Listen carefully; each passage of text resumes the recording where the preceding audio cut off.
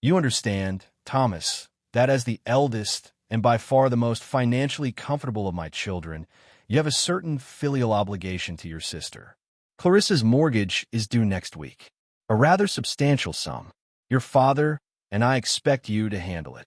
The words, delivered by my mother, Eleanor, with a tone that brooked no argument, hung in the air of her impeccably manicured garden, where we were ostensibly celebrating her 75th birthday.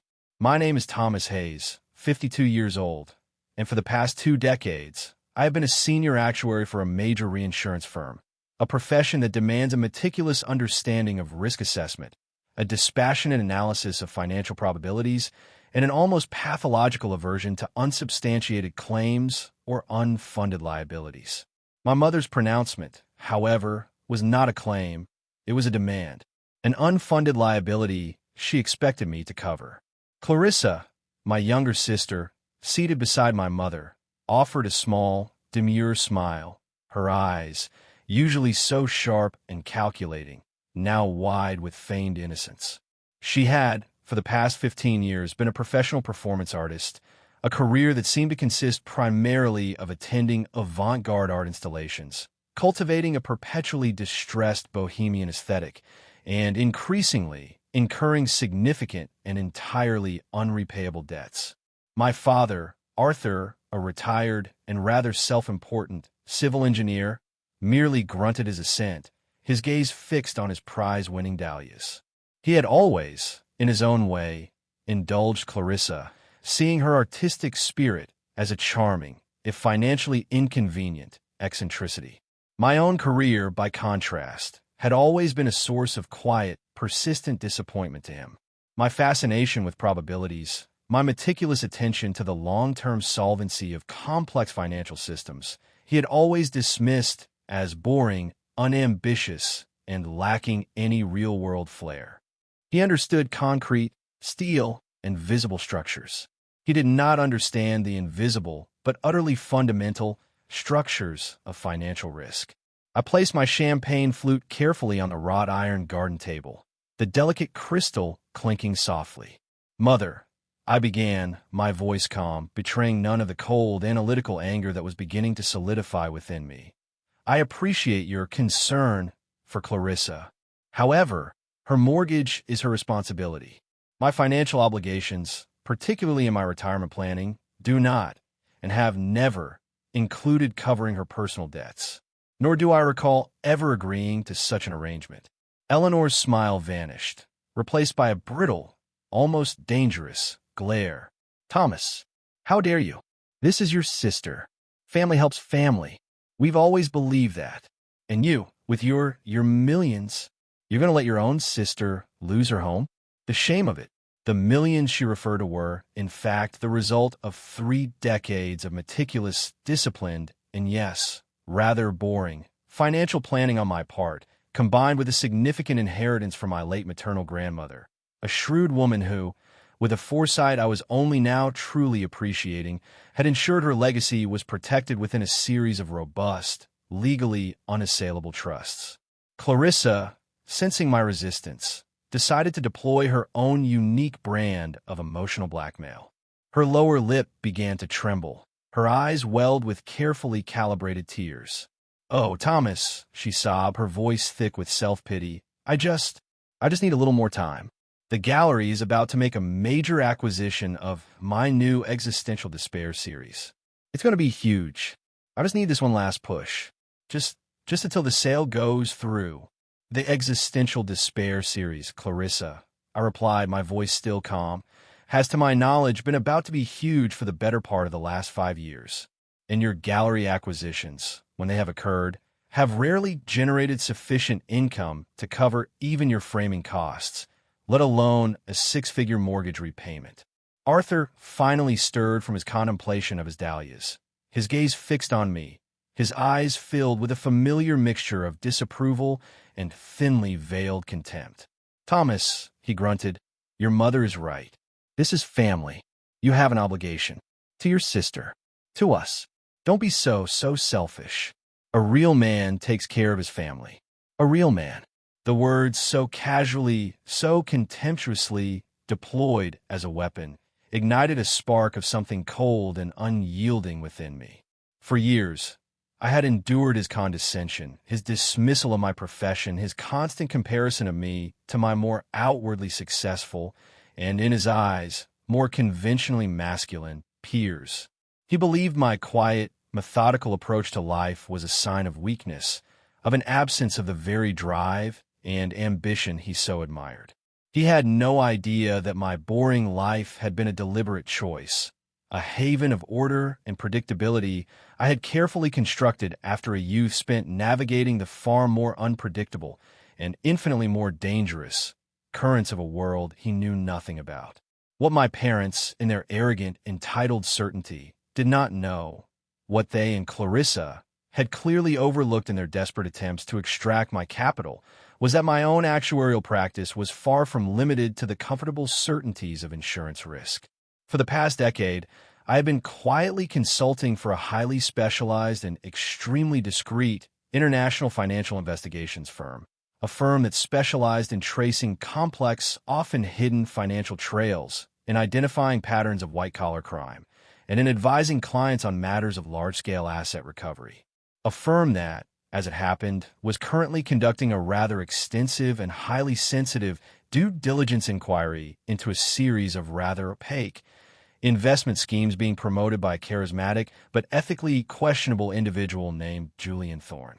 And Julian Thorne, I knew with a cold, analytical certainty, was a man who had, for the past 3 years, been the primary and rather substantial source of Clarissa's unforeseen financial difficulties, her creative project supplies, and her increasingly desperate and entirely speculative investment ventures.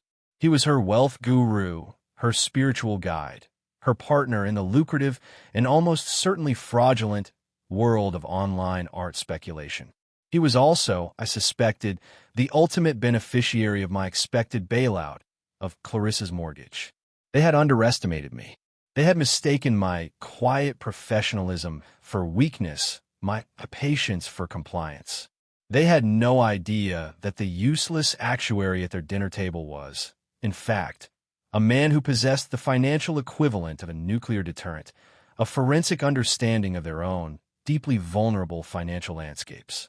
And I had a distinct feeling that the anniversary dinner, which was about to segue into the traditional round of celebratory toasts, was about to become the venue for a rather different and far less celebratory kind of financial reckoning.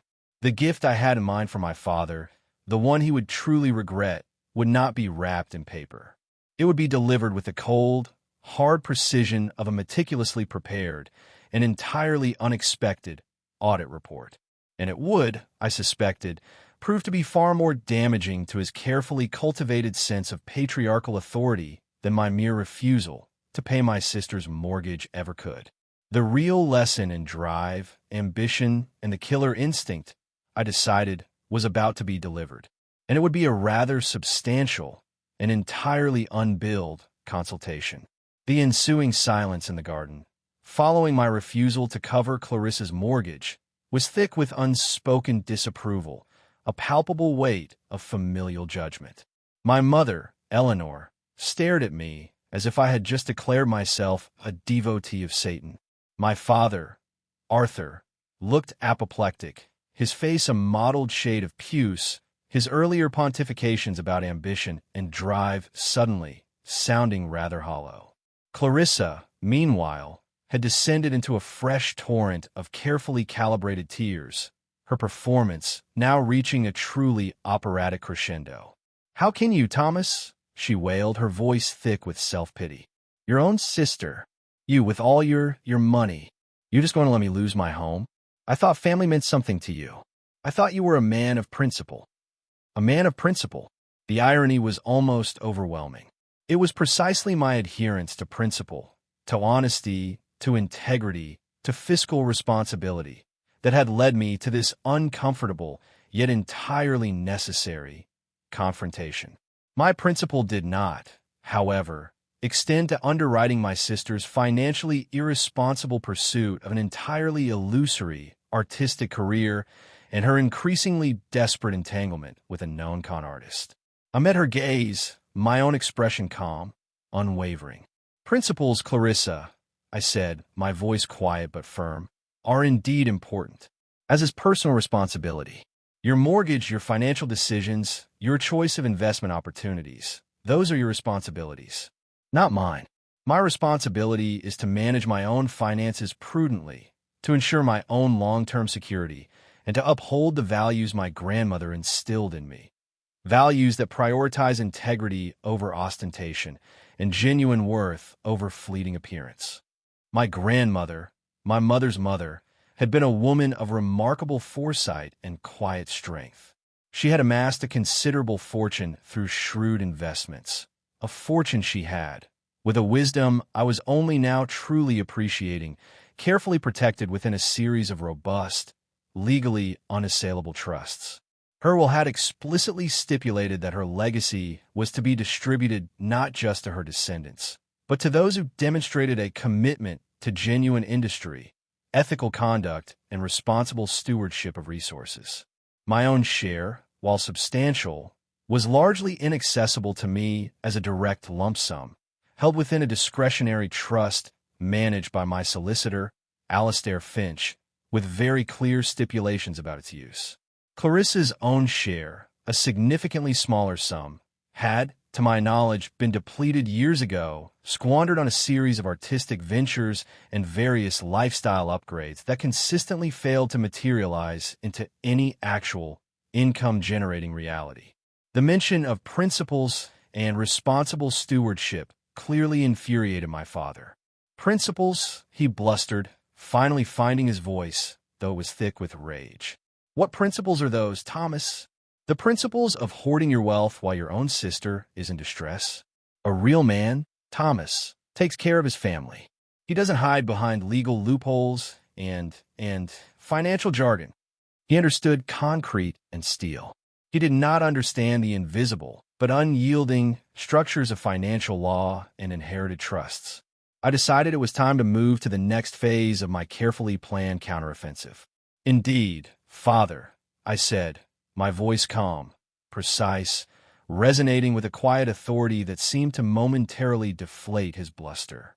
And speaking of financial jargon and the importance of taking care of family, there are a few matters related to your own, rather extensive financial arrangements that I believe require immediate clarification.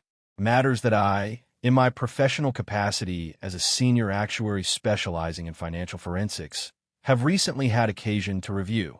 The smiles vanished from my parents' faces.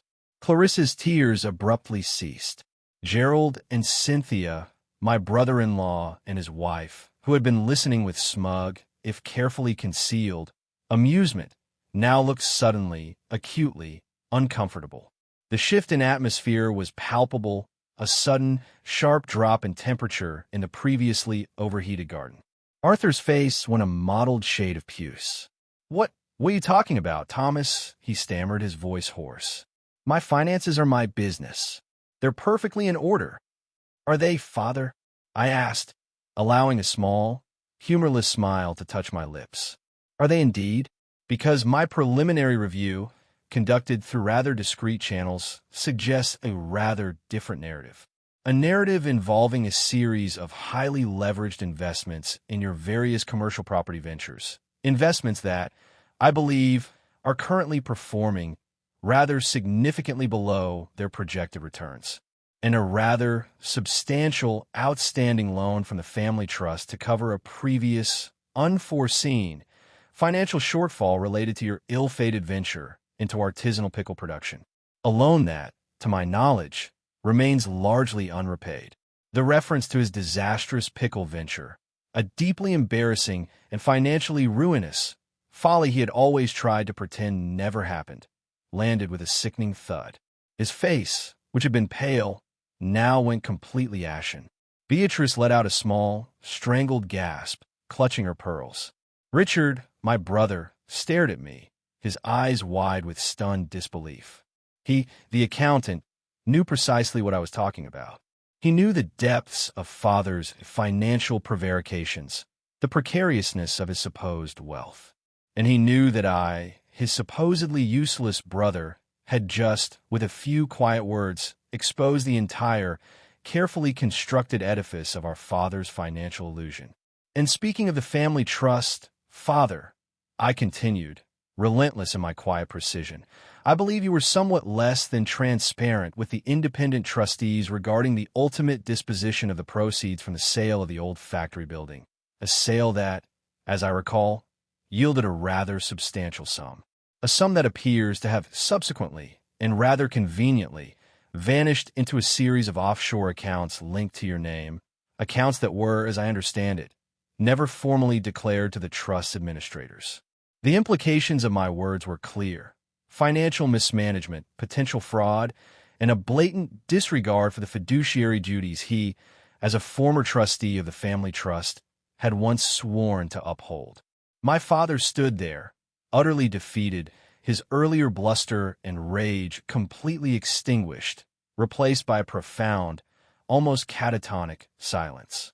He had thought he was confronting a disobedient son.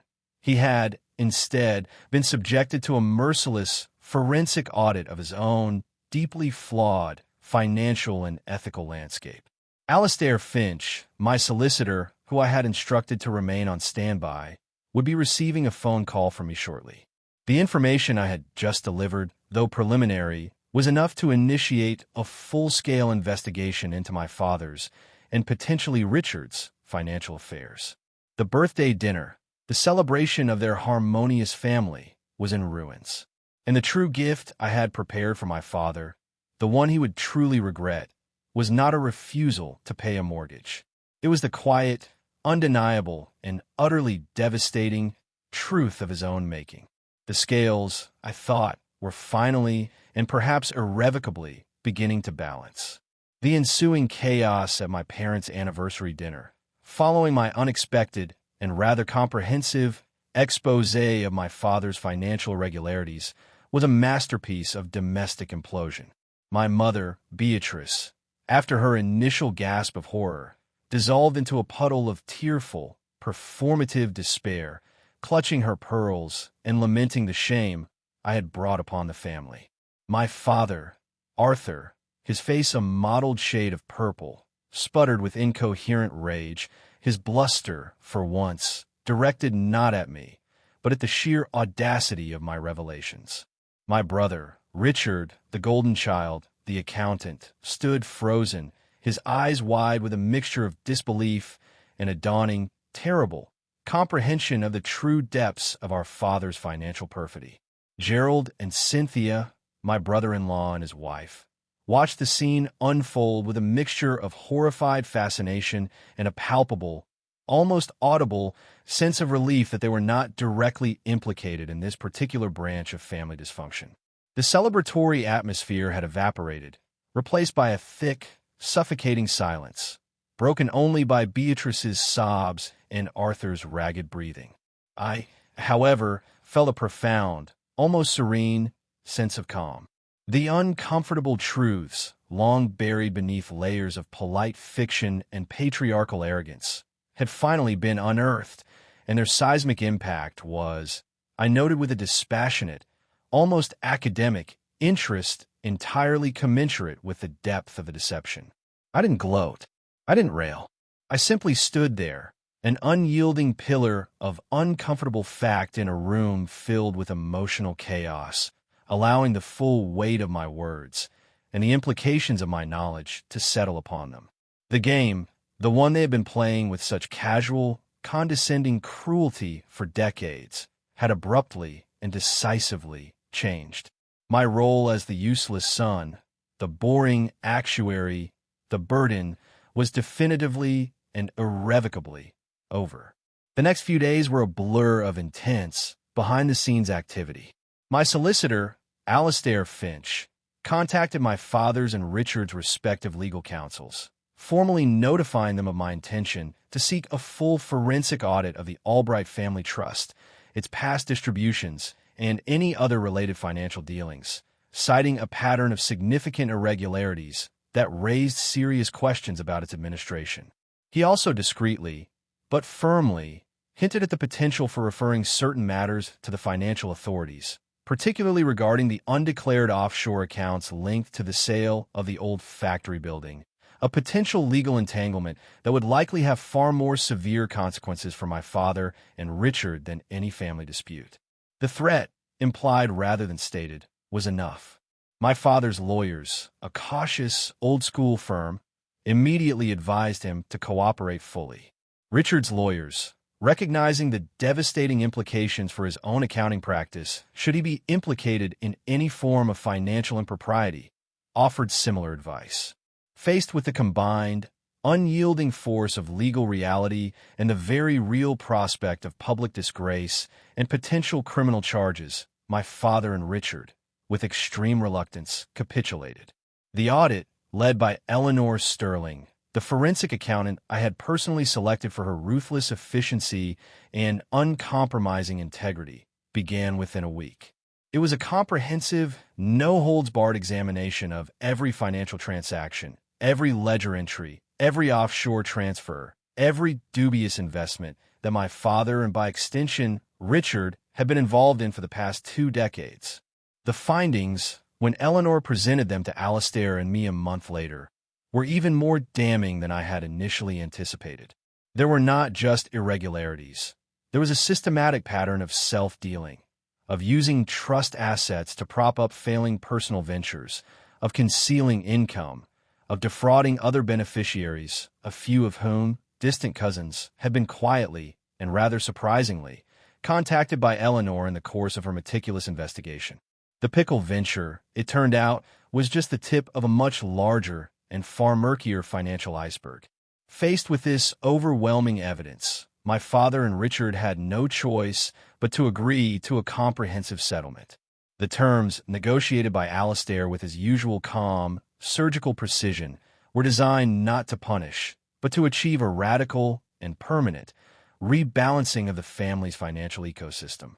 My father was compelled to repay all funds he had improperly taken from the family trust, to transfer a significant portion of his personal assets into the trust to compensate for past misappropriations, and to relinquish any and all future control over its administration. Richard, whose own financial future was now precarious, was also compelled to make restitution for the resources he had disproportionately benefited from, his path forward now entirely reliant on his own unassisted efforts. The family trust, now under my sole control, with a newly appointed independent board of trustees, all individuals of impeccable integrity recommended by Alastair, was purged of its corrupt elements, its integrity restored.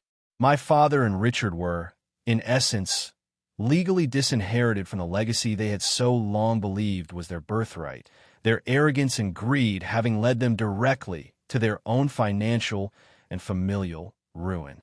Beatrice, my mother, was financially provided for, albeit modestly, through a separate, legally mandated trust. Her social standing, however, was in tatters. The whispers, the gossip, the quiet ostracization from her former social circle became her bitter, solitary reality. The anniversary dinner had indeed been a turning point. It had been a public and deeply humiliating indictment of their values. And its legacy was a family irrevocably fractured, its traditions redefined, its true history at last brought to light. My own future, however, was now clear, unobstructed, and entirely, authentically my own. The years that followed the dramatic and ultimately decisive legal resolution of my family's inheritance dispute were a period of profound redefinition, both for my own life and for the recalibrated dynamics of the Sterling family. My father, Arthur, and my brother, Richard, both stripped of their previous financial standing and the illusions of their self-made success, were forced to confront a reality that was as stark as it was unyielding. Arthur, his spirit broken and his pride shattered, lived out his remaining years in quiet obscurity, his former bluff arrogance replaced by a perpetual, resentful silence. He maintained a distant, formal relationship with me, our conversations devoid of any warmth, any genuine connection. He never apologized, not explicitly, but his silence, his visible diminishment, was a testament to the profound shift in the balance of power that had occurred. Richard, after a difficult period of professional and personal adjustment, eventually found a new footing. He closed his accounting firm, its reputation too tarnished to recover, and found work as a tax preparer for a small, local company, a far cry from the grand ambitions he had once harbored. He seemed a diminished figure, his former swagger replaced by a kind of weary resignation. Our relationship, too, became one of polite, almost wary distance. The competitive dynamic that had once defined us had evaporated, replaced by a mutual, unspoken acknowledgement of a shared, if profoundly painful, history. Beatrice, my mother, was perhaps the most tragic figure in all of this. Stripped of her social standing, her circle of friends, and her ability to orchestrate her life through my father's wealth, she retreated into a kind of self-imposed exile, her days marked by quiet despair and a profound sense of loss. She never fully comprehended the depth of her own complicity in the unfolding drama, remaining convinced, to the end, that she was the innocent victim of my vindictiveness and the unjust machinations of the legal system. My relationship with her remained formal, respectful, but ultimately, profoundly estranged. As for me, the useless son, the boring actuary, I found a measure of peace and fulfillment that had eluded me for most of my adult life. The Albright family trust, now solely under my stewardship, became a powerful force for good. I established a new foundation in my grandfather's name, dedicated to supporting young artists and artisans, providing scholarships, workshop grants, and mentorship opportunities for those who, like me, pursued passions that were often deemed impractical or unprofitable by the wider world. It was my way of honoring his legacy, of transforming the wealth that had been the source of so much familial discord into a force for creativity, for beauty, for genuine, unostentatious worth. My own career evolved. I continued my work in forensic accounting, but I also dedicated more time to my personal passion for crafting intricate automata and bespoke toys. My workshop, once a private refuge, became a place of quiet, joyful creation, its intricate clockwork mechanisms a tangible expression of the precision, the patience, the artistry that had always defined my true nature. I found a new companionship, too, a relationship with a woman named Eleanor Vance, an art historian who shared my love for craftsmanship and my appreciation for the quiet beauty of objects that told story. Our life together was built on a foundation of mutual respect, shared passions, and an unwavering commitment to honesty and integrity. One cool autumn afternoon, many years after the infamous anniversary dinner, I received a small, unexpected package. It was from a solicitor's firm in New York, and inside there was a single, faded photograph. It was a picture of my grandfather, a young man, standing beside a workbench, his hands covered in sawdust, a small, intricate wooden bird clutched in his palm, his face alight with the quiet joy of creation. On the back of the photograph, in his own hand, was written, "To my son Arthur, this is what truly matters. Never forget." It was a message he had clearly written for my father, a final, poignant plea from beyond the grave, a testament to the values he had tried, in vain, to instill in his own son. The photograph had, it seemed, been found among his personal effects, and sent to me, his only surviving grandchild who truly understood its provenance, its meaning. I held the photograph in my hand, tears blurring my vision. My father, in his ambition, in his relentless pursuit of conventional success, had forgotten that message. He had discarded the true inheritance, the legacy of craftsmanship and quiet worth, in favor of a glittering, but ultimately empty, illusion. But I, his useless son, had remembered. I had returned to the source, reclaimed the legacy, and in doing so had found my own path to a profound and enduring fulfillment. The gift my father had given me, the one he had intended as a final, crushing dismissal, had, in the end, been the greatest gift of all. It had forced me to confront the fundamental flaws in his worldview, to embrace my own authentic self, and to build a life, a legacy, on a foundation of values that were, at last, truly and unshakably my own. The audit, the one that had begun so painfully at a family dinner, was now complete. And the final balance sheet, I knew, showed a return on investment that was, in every sense of the word, immeasurable.